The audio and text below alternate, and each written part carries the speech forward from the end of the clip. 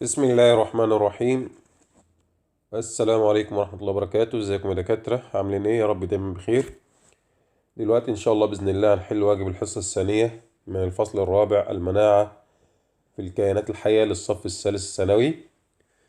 والحصة الثانية احنا اتكلمنا فيها عن الأعضاء الليمفاوية وعن خلايا الدم البيضاء زي الخلايا الليمفاوية والخلايا الغير ليمفاوية اللي هي خلايا الدم البيضاء الأخرى، القاعدية والحامضية والمتعادلة ووحيدة النواة والخلية البلعمية الكبيرة. هنبدأ بأول سؤال اللي بيتكلم على الطحال، وبقول أي من الجمل التالية خطأ بالنسبة للطحال. طبعا هنختار الإجابة ألف، لأنه المفروض إن الطحال بيقع في الجانب الأيسر وليس في الجانب الأيمن، فهنا هو بيقول لي في الجانب الأيمن، يبقى إذا الإجابة ألف ديت إجابة خطأ، وهتكون بالنسبة لي هي الإجابة المختارة أو اللي أنا هختارها إن شاء الله بإذن الله. السؤال رقم 2، يتم التصدي للميكروبات عادة في، طبعا بيتم التصدي للميكروبات عادة في مين؟ في الطحال والعقد الليمفاوية، لأنها هي اللي بتخزن الخلايا الليمفاوية والخلايا البلعمية الكبيرة. بينما لو أنا جيت أتكلم في الغدة التيموسية، فالغدة التيموسية بتعمل نضج، نخاع العظام بيعمل عملية تكوين، والخلايا في بداية تكوينها لا يكون لها أي قدرة مناعية. كذلك هنا في الغدة التيموسية بتعمل بس نضج فقط، لكن التصدي للميكروبات أو القضاء عليها بيتم في الطحال والعقد الليمفاوية. نيجي للسؤال رقم 3، عدد الأوعية الليمفاوية الصادرة بتكون أقل من الليمفاوية الواردة. ولو حد بص على رسمة العقدة الليمفاوية، فيلاقي العقدة الليمفاوية فيها عدة أوعية ليمفاوية واردة تنقل الليمف بكميات كبيرة إلى العقدة الليمفاوية. يتم تنقية الليمف داخل العقدة ثم يخرج الليمف بشكل بطيء، حيث أن عدد الأوعية الليمفاوية الصادرة بيكون عددها قليل لضمان تنقية الليمف، عشان الليمف ياخد فترة أطول داخل العقدة الليمفاوية فيتم تنقيته بشكل أكبر. فعشان كده الصادرة اللي هي بتخرج هيكون عددها قليل، عشان الليمف ما يخرجش مرة واحدة، يفضل قاعد فترة طويلة جوه العقدة الليمفاوية، فيحصل له عملية تنقية بشكل أفضل. تحتوي العقد الليمفاوية على الخلايا الملتهمة، أيوة، اللي هي الخلايا البلعمية الكبيرة أو حتى الخلايا البلعمية الصغيرة. الخلايا التائية ماشي، الخلايا البائية ماشي. يبقى إذا كل ما سبق، الخلايا الليمفاوية التي توجد في الدم هي خلايا الدم البيضاء طبعا. ومن خلايا الدم البيضاء في حاجة اسمها الخلايا الليمفاوية، والخلايا الليمفاوية ديت زي الخلايا البائية والتائية والقاتلة الطبيعية. يبقى كل هذه الخلايا توجد في الدم لأنها خلايا دم بيضاء، ومن مكونات الدم الخلايا الدم البيضاء. إذا تم زرع فص كبدي لمريض، زرعنا له فص كبدي، فإن الخلايا ينبغي إيقافها. مين اللي ممكن يهاجم الفص ده؟ مين اللي ممكن يهاجم الأعضاء المزروعة؟ قال لك اللي بيهاجم الأعضاء المزروعة التائية السامة أو التائية القاتلة. يبقى إذا لما أزرع فص كبدي لمريض لازم أوقف التائية السامة أو التائية القاتلة، عشان ديت ما تهاجمش الكبد أو الفص الكبدي. نيجي رقم 7، إذا تم زراعة كلية لمريض بالفشل الكلوي، زرعنا له كلية، هنا برضو في زراعة أعضاء، فإن الخلايا ينبغي تنشيطها. مين الخلايا اللي المفروض أنشطها؟ قال لك تنشط التائية الكابحة اللي هي التائية المثبطة. ليه تنشط التائية الكابحة أو التائية المثبطة؟ قال لك عشان توقف الجهاز المناعي، لأن هي بتوقف الخلايا التائية المساعدة والتائية السامة والخلايا البائية. تمام؟ يبقى إذا أنا مش عايز الجهاز المناعي يشتغل، يبقى إذا أنا محتاج هنا دلوقتي حاجة توقف لي الجهاز المناعي، يبقى هنشط التائية الكابحة. فلما نشط التائية الكابحة هتوقف الجهاز المناعي، هتوقف الخلايا البائية والتائية السامة والتائية المساعدة، وبالتالي هتنجح زراعة الكلية. طيب هتقول لي هنا دلوقتي بيتم إيقاف الجهاز المناعي، فالمريض هيحصل عنده إيه؟ هيحصل عنده خلل في الجهاز المناعي بتاعه، فيبقى أكثر عرضة للأمراض. أقول لك عشان كده مريض زراعة الكلى بياخد حوالي 6 أشهر في غرف مغلقة دون الاختلاط بأي شخص من الأشخاص أو دون اختلاط بالحياة العامة. عشان يحصل ايه؟ قال لك عشان ما يتعرضش لاي امراض، لان الجهاز المناعي في الفتره ديت بيكون اضعف ما يمكن، لان انا موقفه. يبقى هو بياخد علاج عشان يوقف يوقف الجهاز المناعي. ليه بندي الكليه حوالي فرصه 6 شهور عشان الكلية يعني ايه زي ما بيقولوا ايه تطبع مع الجسم، تتأقلم مع الجسم، ثم واحدة واحدة كده أبدأ إيه أعمل إيه؟ أقلل العلاج اللي هو بيوقف الجهاز مين؟ اللي بيوقف الجهاز المناعي، اللي هو بصيغة تانية اللي هو بينشط التائية الكابحة عشان توقف الجهاز مين؟ المناعي. ومع الوقت الكلية إيه؟ بتكون الجسم اتعرف عليها خلاص وبدأت تشتغل بشكل إيه؟ بشكل طبيعي وهكذا. السؤال رقم 8: إذا كان عدد خلايا الدم البيضاء في قطرة دم شخص 8000. تمام؟ طيب أنا دلوقتي عندي عدد الخلايا 8000، فإن عدد الخلايا التائية هو الدم البيضاء، يبقى لازم الأول أجيب الليمفاوية. طب أنا عشان أجيب الليمفاوية يبقى أضرب الأول 8000 في 25 على المية. أنا هشتغل على المتوسط لأنه هو ما قالش ولا أقل ولا أكبر. يبقى 8000 في 25 على المية يبقى الخلايا الليمفاوية ب 2000. بعد كده أعمل إيه؟ اجيب بقى التائية هتساوي ال 2000 بتوع الليمفاوية في 80 على المية. 80 على المية تدينا 1600. يبقى الخلايا التائية هنا هتكون عددها 1600 من ال 8000. نيجي للسؤال رقم 9، بيقول إذا كان عدد الخلايا البائية في قطرة دم شخص ما حوالي 400 خلية. طيب فإن عدد الخلايا التائية كام؟ يبقى هو مدي هنا مين؟ مدي البائية وعايز التائية. والله لها طريقتين في الحل. الطريقة الأولى اللي هي الطريقة التقليدية، إن أنا أجيب عند البائية أجيب منها الليمفاوية، يعني أشتغل شغل عكسي. هو مدي هنا البائية أجيب الليمفاوية، وبعد ما أجيب الليمفاوية أجيب من الليمفاوية التائية. تمام؟ طيب ممكن نشتغل بطريقة مباشرة. اللي إيه بقى الطريقة المباشرة ديت؟ إن أنا أقول البائية المتوسط بتاعها ب 12 ونص. البقية ب 12 ونص. ال 12 ونص ديت يساوي قد ايه؟ قال لك يساوي 400 خلية. ده من السؤال. يبقى إذا كان ال 12 ونص ب 400 خلية. طيب التائية بكام؟ ب 80%. يبقى ال 80% بكام؟ علامة استفهام هنا كبيرة اهي. تمام؟ التائية هتبقى بكام؟ قال لك والله اضرب ال 80 في ال 400 على ال 12 ونص، فتقريبا هتدي 2000 وايه؟ 2500، اللي هو شغل طرفين في وسطين. يبقى احنا عندنا ايه؟ طريقتين للحل. ممكن استخدم القانون، وممكن اشتغل شغل ايه؟ شغل زي اللي انتوا بتشتغلوه في الكيمياء كده، زي الايه؟ الاتزان الكيميائي وشغل الايه؟ الحسابات ديت اللي هي طرفين في ايه؟ في وسطين. السؤال رقم 10: خلايا دم بيضاء متخصصة تفرز من الطحال. كلمة متخصصة ديت أول ما أشوفها دي خاصة بالخلايا الليمفاوية. ليه متخصصة؟ لأن احنا قلنا مثلا إن الخلية البائية متخصصة بمحاربة الميكروبات الموجودة في الدم، ما تهاجمش الميكروبات اللي في الخلايا. الخلية التائية السامة متخصصة مع الخلايا المصابة والأعضاء المزروعة والخلايا السرطانية.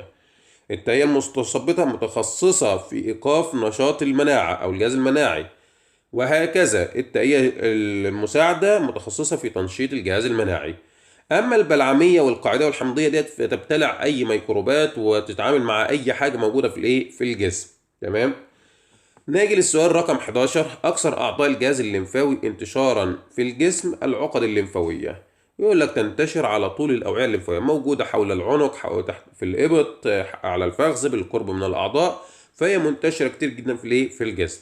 السؤال رقم 12: كل الخلايا التالية تكافح العدوى عن طريق البلعمة أي الابتلاع ما عدا الخلايا الطبيعية القاتلة، لأنها تهاجم الخلايا المصابة بالفيروس والخلايا السرطانية عن طريق انزيمات، مش عن طريق البلعمة. عن طريق انزيمات مش عن طريق بلعمة. أما الباقي ده كله بيعمل إيه؟ بلعمة، يعني بيبتلع الميكروبات والأجسام الغريبة. نجي للسؤال رقم 13: كل الخلايا التالية تكافح العدوى البكتيرية عن طريق البلعمة. طبعا المتعادلة والحمضية والبلعمية. تمام؟ كل ده بيبتلع ما عدا خلايا صرية هناخدها الحصة اللي بعد الجاية إن شاء الله بإذن الله. ده نوع من خلايا الدم البيضاء بتفرز مادة اسمها مادة الهستامين. تمام؟ دي هناخدها إن شاء الله بإذن الله الحصة اللي بعد القادمة. أي الجمل التالية لا تتناسب مع الخلايا الطبيعية القاتلة؟ طيب هو بيتكلم هنا خلايا طبيعية قاتلة يعني ال NK، وبيقول لي مين اللي مش متناسب مع الخلايا القاتلة الطبيعية. تمام؟ طيب نبدأ كده. هو والله أنا شايف الإجابة ألف على طول. قبل ما أكمل الإجابات أنا بأول إجابة كده مش نافعة معايا خالص. لا تتناسب. ليه؟ بيقول لي هي نوع من خلايا الدم البيضاء متعددة النواة. متعددة النواة ديت يا جماعة أشهر مثال ليها طبعا عندنا الخلية المتعادلة. دي يقول لك متعددة الأنوية لان بيبقى فيها اكتر من نواه كده ماسكه مع بعضها، فيقال عليها متعدده النواه. اما الخليه دي كده دي كده المتعادله. اما الان كي فبيبقى فيها نواه واحده مستديره بهذا الشكل، دي كده الان كي. تمام. السؤال رقم 15، الخلايا البلعميه الكبيره تنتج من خلايا واحده النواه. تنتج من خلايا الدم البيضاء واحده النواه، لان احنا قلنا خليه الدم البيضاء واحده النواه تتحول الى خليه الى خليه بلعميه. تمام. نيجي للسؤال رقم 16. طبعا هو اول حاجه قال لي يوضح تركيز الخلايا التائيه، فبالله عليكم الناس ما تتلخبطش معايا وتختار لي في الاجابات بقيه خالص. تاني يبقى اذا اجاباتي كلها على الخلايا التائيه، يعني لا اما اختار تائيه مساعده، لا اما اختار تائيه سامه، لا اما اختار قاتله، قصدي معلش مش قاتله طبيعيه بقى، لا اما اختار تائيه مثبطه. يبقى عندي اختار تائيه بس. طيب احنا في البدايه في اي اصابه في البدايه لازم يكون التائيه المساعده هي اللي هي اللي بتنشط الاول، فبتكون بكميات كبيره. يبقى اذا انا هختار س ديت اللي هي مع البدايه، اللي بدايه الزياده ديت كده يا جماعه، مع بدايه الزياده دي كده، دي هختار س تائيه مساعده. تمام. طيب التائيه المساعده لما تنشط هتنشط مين؟ انا بتكلم على خليه تائيه، هتنشط الخليه التائيه السامه. يبقى اكيد صاد ديت يا جماعه، اكيد صاد ديت تائيه سامه. تمام. طيب بعد ما التائيه المساعده والتائيه السامه هيخلصوا عملهم، في نهايه في نهايه عمل الجهاز المناعي هتنشط، يبقى عين ديت عين هتبقى تائيه مثبطه. هتنشط التائيه مين يا جماعه؟ هتنشط التائيه المثبطه في النهايه. ونلاحظ حاجه مهمه جدا، ان عين ديت اول ما زادت اللي هي التائيه المثبطه، اول ما زادت يا جماعه لقينا ان التائيه المساعده والتائيه السامه بدات تاني. ما نوع الخلايا س؟ هنختار طبعا تائيه مساعده. ما نوع الخلايا صاد؟ هنختار تائيه سامه. ما نوع الخلايا عين؟ هنختار تائيه مثبطه. بما تفسر تزايد عدد الخلايا س في المرحله ب؟ احنا قلنا س دي تائيه مساعده، يبقى لتنشيط الخلايا الليمفاويه، يبقى التائيه المساعده تنشيط. بما تفسر تزايد الخلايا عين وتناقص الخلايا س في المرحله ج؟ طبعا في المرحله ج اهي عند النقطه ديت كده عين بدات تزيد، اما س بدات تقل. طبعا ده معناه ان التائيه المثبطه بدات تشتغل وتقضي على التائيه المساعده. ده ليه؟ ده لانتهاء الاستجابه المناعيه، يعني خلاص الجهاز المناعي انتهى من وظيفته وتم القضاء مثلا على على الميكروبات او على الخلايا المصابه. من الاعضاء الليمفاويه الثانويه المرتبطه بالقناه الهضميه، ثانويه يعني بتخزن كل مما ياتي ما عدا الطحال، لان الطحال مش تبع الجهاز مش تبع الجهاز الهضمي. لو ركزت حد ممكن يتكلم على الزائده الدوديه، لا اقول لك الزائده الدوديه ديت موجوده. بص على الرسمه بتاعت الجهاز المناعي الرئيسيه اللي هي في اول صفحه في الجهاز المناعي في الانسان. تمام. وركز هتلاقي حاجه اسمها الزائده الدوديه، بس هي ما عليناش شرح ليها، لكن مكانها موجود تبع الجهاز المناعي. وفي ناس كتير جدا لما بتصاب بالميكروبات بكميات كبيره الزائده الدوديه ديت بتلتهب عندهم، والدكتور يعمل يقول لك عمل عمليه الزايده، شال الزايده. تمام. شال الزايده ديت اللي هي الزائده الدوديه ديت بسبب التهابها، بسبب دخول ميكروبات كتيره للامعاء، ان انا باكل اكل ملوث فتفضل تحارب في الميكروبات فنلاقيها مع الوقت بتلتهب، والدكتور يضطر ان هو يشيلها لان بتعمل الم الم شديد. ونسمع كتير جدا طبعا عن عمليات عن عمليات الزايده. وبص على المكان بتاعها طبعا في بص على المكان بتاعها في الرسمه زي ما بقول لك كده في اللي هي بتاعت الجهاز المناعي في الانسان. نيجي بعد كده للسؤال رقم 22. تعد متلازمه دي جورج هي اضطراب عوز مناعي خلقي حيث تكون الغده التيموسيه ديت او الذعتريه تمام غائبه. طيب او غير متطوره بشكل صحيح عند الولاده، يعني الطفل كده اتولد. طبعا احنا قلنا في الحصه ان الغده التيموسيه ديت بتكون كبيره عند الاطفال وبتشتغل عند الاطفال بدرجه كبيره جدا عشان تعمل عشان تعمل نضج للخلايا التائيه وتميزها الى انواعها الى انواعها الثلاثه بسبب افراز هرمون التيموسين. ومع الكبر يعني لما الانسان يوصل كده سن او سن متقدم في العمر مثلا 30 40 سنه الكلام ده كله، بتبدا الغده التيموسيه ديت تضمر او تقل في الحجم ويقل عملها او يتوقف عملها، لان احنا ما بنبقاش محتاجينها خلاص، لان احنا بنكون اكتسبنا مناعه تحمينا من الامراض في المستقبل. ففي الحاله ديت يا جماعه هنكون محتاجين، لو قلنا طفل مثلا، لو قلنا ان الطفل ما عندوش غده تيموسيه زي ما هو هنا بيقول في السؤال، فطبيعي جدا هتلاقي انخفاض شديد في الخلايا مين؟ الخلايا التائيه، لانها تعمل على نضج الخلايا التائيه وتمييزها الى انواعها الثلاثه. السؤال رقم 23 بيقول لي في خلايا ألف راحت للعضو إكس. العضو إكس ده طلع مادتين، مادة س ومادة ص. المادة ص ديت راحت للكبد، فده البروتين، تمام، اللي بيروح للكبد فأكيد عشان يكون طبعا عصارة مين؟ عصارة صفراوية. طبعا كده هبدأ الرسمة من الأول. يبقى الخلايا ألف ديت أكيد خلايا دم حمراء مسنة، هتروح للعضو إكس اللي هو الطحال عشان يفتتها ويدينا مادتين. المادة ص هي البروتين، أكيد المادة س هي الحديد اللي هتروح لنخاع العظام عشان تكون خلايا دم حمراء جديدة. يبقى إذن الإجابة هتكون ج اللي هي 3. السؤال رقم 24 بيقول لي إذا علمت أن الرمز إكس يشير إلى وعاء لمفاوي وارد، يبقى إذن الليمف هيكون داخل بالشكل ده كده، والرمز واي يشير إلى وعاء لمفاوي صادر، يعني هيكون طالع كده. وإذا كان العضو زد يعمل بأعلى كفاءة، طبعا دي العقدة الليمفاوية العضو زد. طبعا الوارد يا جماعة بيكون يحتوي على ميكروبات كتيرة جدا جايبها في الليمف. أول ما بيدخل جوه العقدة، الليمف هيعمل إيه؟ قال لك الليمف هيتم تنقيته من الميكروبات بواسطة الخلايا اللي داخل العقدة الليمفاوية، لأن العقدة الليمفاوية فيها جيوب ممتلئة بالخلايا الليمفاوية، وبالتالي هيطلع الليمف من واي به نسبة أقل من الكائنات الممرضة أو من الميكروبات أو نقي من الميكروبات. فعشان كده هقول الوعاء إكس يحتوي على كائنات ممرضة أكثر من الوعاء واي، لأن إكس ده لسه اللي جايب فهيكون محمل بالميكروبات، بينما واي ده اللي خارج هيكون تم تنقيته.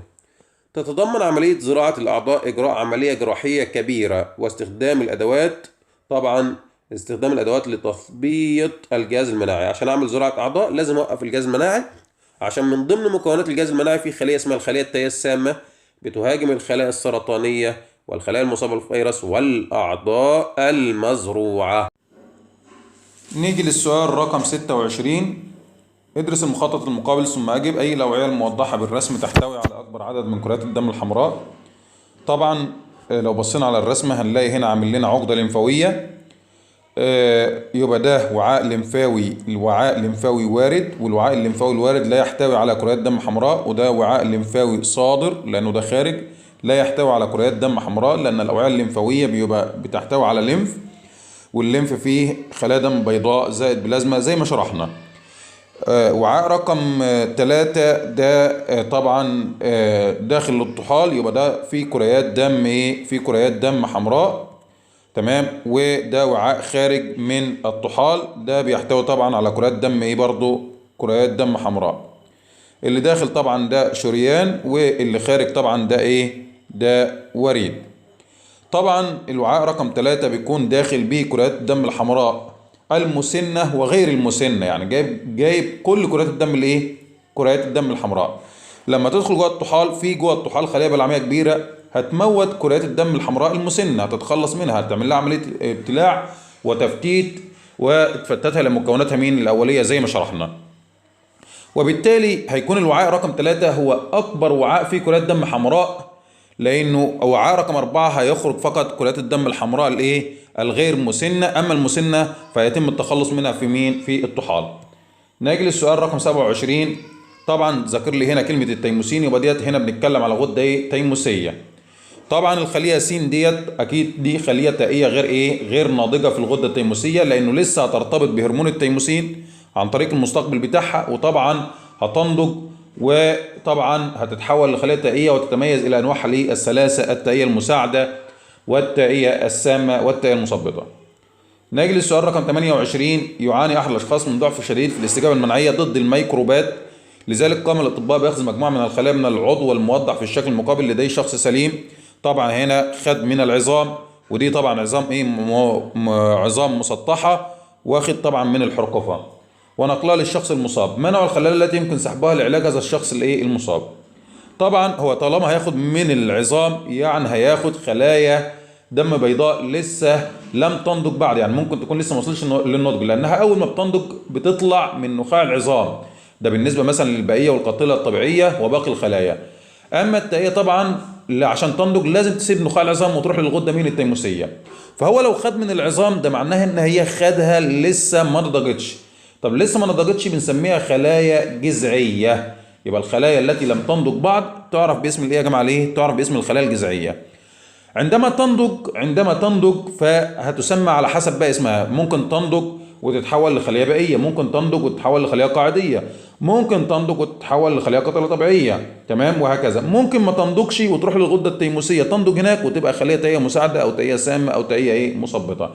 لكن طالما هي لسه موجوده في نخاع العظام وما خرجتش، ده معناها انها لم تنضج بعد، وطالما انها لم تنضج بعد يبقى اسمها خلايا جذعيه. السؤال رقم 29، ادرس المخطط الذي يوضح مسار إحدى الخلايا الليمفاوية في الجسم.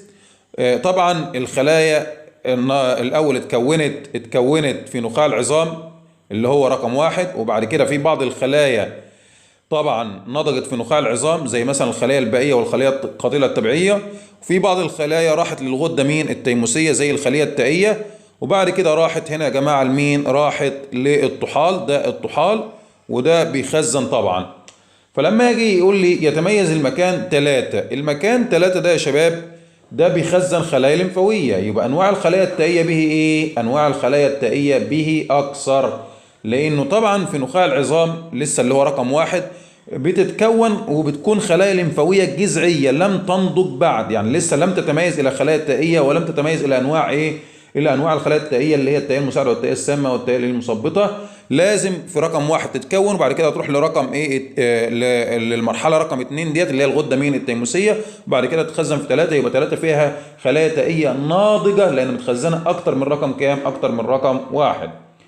30، اين تتم العمليه الموضحه بالشكل المقابل في شخص سليم؟ العمليه طبعا اللي قدامنا ديت عمليه البلعمه، وهي تفتيت كريات الدم الحمراء الى مكوناتها الاوليه، ومن ضمن المكونات الاوليه طبعا الحديد، والكلام ده طبعا بيتم فين؟ في الطحال.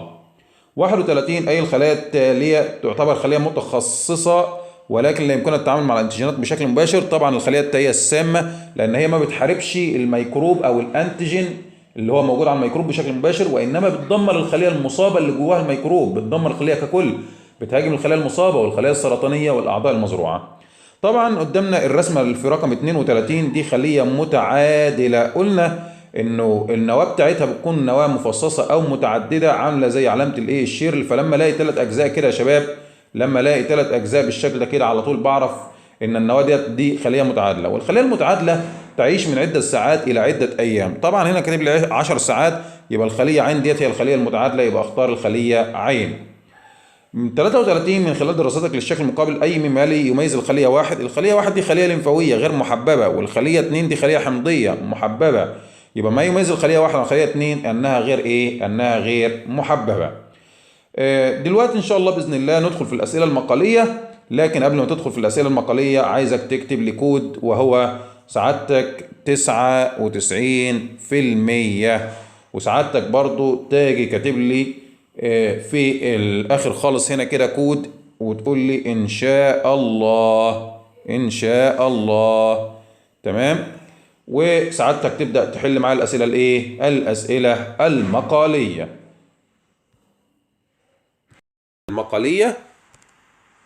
واكتب البيانات التي تشير اليها الارقام. طبعا 1 شريان ووريد، 2 جيوب ممتلئه بالخلايا الليمفاويه، 3 وعاء لمفاوي صادر، 4 وعاء لمفاوي وارد، 5 المحفظة. ما أهمية رقم 2؟ 2 اللي هي الجيوب الممتلئة بالخلايا الليمفاوية، هنقول تقوم بتنقية الليمف من أي مواد ضارة أو ميكروبات، وتساعد في محاربة أي مرض أو عدوى لأنها تختزن الخلايا الليمفاوية وخلايا الدم البيضاء الأخرى. ما أهمية مرور الليمف بداخل العقد الليمفاوية؟ هنقول حتى يتم تنقيته وترشيحه وتخليصه مما به من جراثيم وحطام الخلايا ومسببات الأمراض الغريبة عن الجسم. السؤال رقم 2 في الأسئلة المقالية بيقول لي اكتب البيانات التي تشير إلى الأرقام. 1 نخاع العظام الأحمر، 2 الغدة التيموسية، 3 وعاء دموي، 4 خلية تائية، 5 خلية بائية، 6 عقدة لمفاوية. ما نوع الخلايا التي تنتقل من 1 إلى 2؟ هنقول خلايا لمفاوية جذعية. لماذا تنتقل؟ لأنها تتكون في نخاع العظام وتنتقل إلى الغدة التيموسية لكي يتم نضجها وتميزها لأنواعها الثلاثة في الغدة التيموسية، حيث أن الغدة التيموسية تحتوي على هرمون التيموسين. لماذا تنتقل الخلية رقم 4؟ لماذا تنتقل الخلية رقم 4 إلى العضو رقم 6؟ طبعا لكي يتم تخزينها في جيوب داخل العقد الليمفاوية حتى تستخدم في محاربة أي مرض أو أي عدوى، وتخلص الليمف مما به من جراثيم وحطام الخلايا وتنقيه. بعد كده السؤال رقم 3: إذا علمت أن عدد خلايا الدم البيضاء 7000، عاوزين متوسط عدد الخلايا الليمفاوية. متوسط يعني هضرب 7000 في 25 على 100، تمام، فهتدينا 1750. بعد كده أكبر عدد من الخلايا التائية، يبقى لازم أجيب أكبر عدد من الخلايا الليمفاوية الأول. يعني أجيب الأول 7000 في 30 على 100. طبعا لما أقول 7000 في 30 على 100 هتدي لك 2200، قصدي 2100. تمام. طيب نيجي بعد كده نمسك ال 2100 ديت، ما أنا عايز أجيب بقى التائية، أضربها في 80 على 100 تدي لك 1680. نيجي بعد كده أقل عدد من الخلايا القاتلة الطبيعية، يبقى لازم أجيب الليمفاوية الأول، الأقل بتاع الليمفاوية. يعني هضرب 7000 في 20 على 100 في 20 على 100. تمام. طيب هتدينا كام؟ هتدينا 1400. أجيب بقى القاتلة الطبيعية، أجيب ال 1400. أقل حاجة في القاتلة الطبيعية 5، يبقى 1400 5 على 100 لأن هي من 5 ل10 تدينا 700 خلية. يبقى إذا الإجابات بتاعتي: ألف هتكون الإجابة 1750، ب الإجابة 1680، ت الإجابة هتكون 700. نيجي للسؤال رقم 4: إذا علمت أن عدد خلايا الدم البيضاء 7000 وكان عدد الخلايا الليمفاوية في هذه العينة 1000 خلية، فهل تعتقد أن الجهاز المناعي على درجة من الكفاءة في الدفاع عن الجسم والقيام بدوره مع التعليل؟ طبعا هو كده لما أجي أحسب الحسابات في الآخر خالص هستنتج أن الجهاز المناعي ليس على درجة من الكفاءة في الدفاع عن الجسم. طب ليه يا مستر؟ اقول لك هات الاول متوسط الليمفاويه وشوف. هو مدي لك هنا العينه فيها كام؟ فيها 1000. والله لو ال1000 ده كان زي المتوسط بالظبط يبقى ده على درجه كفاءه، تمام، يعني او قريب من المتوسط. طب لو كان غير كده يبقى مش على درجه من الكفاءه. يبقى تاني هو مديني قال لي الخلايا الليمفاويه ب1000. طب هات كده المتوسط.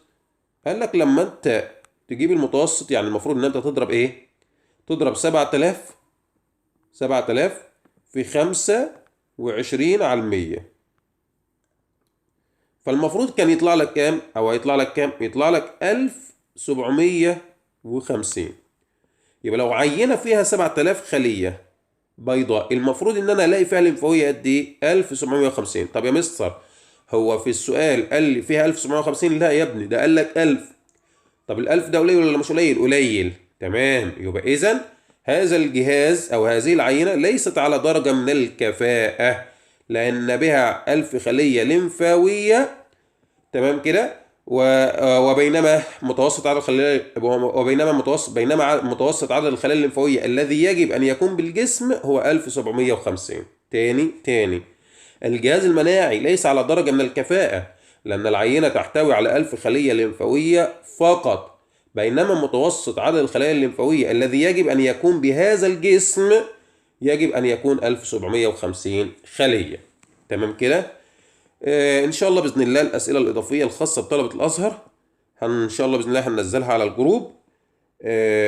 ودلوقتي كده إن شاء الله بإذن الله هيكون فاضل لنا إن احنا نقول إيه؟ نقول على الكود، والكود بتاعنا هيكون كالآتي: هنقول 1990 بهذا الشكل. دي كلمة السر بتاعتنا اللي هندخل بيها الحصة الجاية إن شاء الله بإذن الله. كالعادة بننبه إن إحنا كلمة السر أو الكود ده محدش ياخده يا جماعة خالص. ما تكونش سبب في فشل زميلك. خليه لو ما جاش حل الواجب خليه يتعاقب عشان يحل ويذاكر، أو خليه يتفرج على الفيديو عشان يذاكر ويستفاد زي ما أنت استفدت. لأن أنت لو كنت فشل أو سبب في فشل زميلك فأكيد يعني ممكن تتعاقب على الكلام ده، لأن أنت بتحاول ان انت تضر حد من زمايلك سواء كان بقصد او بدون قصد. ولا انت عرفت دلوقتي، يعني انت لو دلوقتي عملت الكلام ده فاكيد هيكون عن طريق ايه؟ عن طريق القصد. وفي النهاية اتمنى ان شاء الله باذن الله تكونوا استفدتوا، واتمنى ان شاء الله باذن الله ان انتوا تستمروا في المذاكرة والتعب لانها هانت يا شباب خلاص. بالتوفيق ان شاء الله باذن الله، واشوفكم في الحصة. واي سؤال في الحصة ان شاء الله باذن الله هنتناقش فيه ان شاء الله باذن الله ايه في الحصة. والسلام عليكم ورحمة الله وبركاته.